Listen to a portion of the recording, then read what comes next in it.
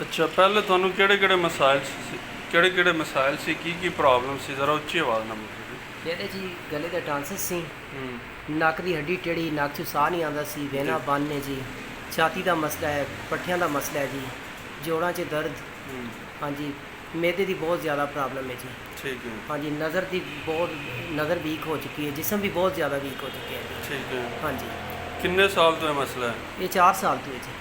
ਅੱਛਾ, 4 ਸਾਲ ਤੋਂ ਕਿੱਥੋਂ ਇਲਾਜ ਕਰਵਾਇਆ? ਬਹਾਵਲਪੁਰ ਕਰਾਇਆ ਜੀ, ਕਰਾਚੀ ਚੋਂ, ਸਾਹੀਵਾਲੋਂ ਜੀ, ਹਰੋਨਾਬਾਦੋਂ, ਬਹਾਵਲ ਨਗਰ ਪੂਰਾ ਜੀ, ਹਾਂਜੀ। ਅੱਛਾ, ਮੇਰੇ ਕੋਲ ਤੁਸੀਂ ਕੱਲ ਆਏ ਸੋ? ਹਾਂਜੀ, ਕੱਲ ਸ਼ਾਮ ਨੂੰ ਆਏ। ਕੱਲ ਆਏ ਤਾਂ ਅੱਜ ਕੀ ਫਰਕ, ਕੱਲ ਤੇ ਅੱਜ ਦੇ ਵਿੱਚ ਕੀ ਫਰਕ ਨੋਟ ਕਰਦੇ ਹੋ ਤੁਸੀਂ? ਮਾਸ਼ਾਅੱਲਾ 100% ਚੋਂ ਤਕਰੀਬਨ ਮੇਰਾ ਖਿਆਲ ਹੈ ਕਿ 40% ਫਰਕ ਪੈ ਗਿਆ ਜੀ, ਅੱਛਾ, ਹਾਂਜੀ। ਕਿਹੜੀ ਚੀਜ਼ਾਂ 'ਚ ਫਰਕ ਪਿਆ? ਨਜ਼ਰ ਦੇ ਵਿੱਚ ਫਰਕ ਪੈ ਗਿਆ ਔਰ ਥੋੜਾ ਜਿਹਾ ਤਬੀਅਤ ਦੇ ਵਿੱਚ ਵੀ ਫਰਕ ਪਿਆ ਜੀ, ਸਾਹ ਜਿਹੜਾ ਨਾ ਸਕੂਨ ਨਾਲ ਆਉਣ ਲੱਗ ਗਿਆ, ਠੀਕ ਹੈ। ਹਾਂਜੀ। ਨੀਂਦ ਤਾਂ ਬਿਲਕੁਲ ਪੁਰਸਕੂਨ ਆਈ, ਪੁਰਸਕੂਨ ਹਾਂਜੀ। ਆਈ? ਪਹਿਲੇ ਨੀਂਦ ਆਉਂਦੀ ਨਹੀਂ, ਸੌ ਜਾਂਦੇ ਸੀ, ਸੌਰੀ ਜੀ, ਨੀਂਦ ਆਉਂਦੀ ਸੀ ਤਾਂ ਉੱਠਣ ਨੂੰ ਦਿਲ ਹੀ ਨਹੀਂ ਕਰਦਾ ਸੀ। ਠੀਕ ਹੈ। ਅੱਜ ਤੇ ਮਾਸ਼ਾਅੱਲਾ ਮੈਂ ਫਜਰ ਟਾਈਮ ਉੱਠਿਆ ਜੀ, ਅੱਛਾ, ਹਾਂਜੀ। ਠੀਕ ਹੈ। ਤਬੀਅਤ ਬਿਹਤਰ ਹੈ ਪਹਿਲੇ ਹਾਂ, ਨਾਲ? ਤਬੀਅਤ ਬਿਹਤਰ ਹੈ ਜੀ, ਬਿਲकुल अल्लाह के ठीक है। हुक्म ना माशाल्लाह सही होएगी जी। ठीक है, इंशाल्लाह।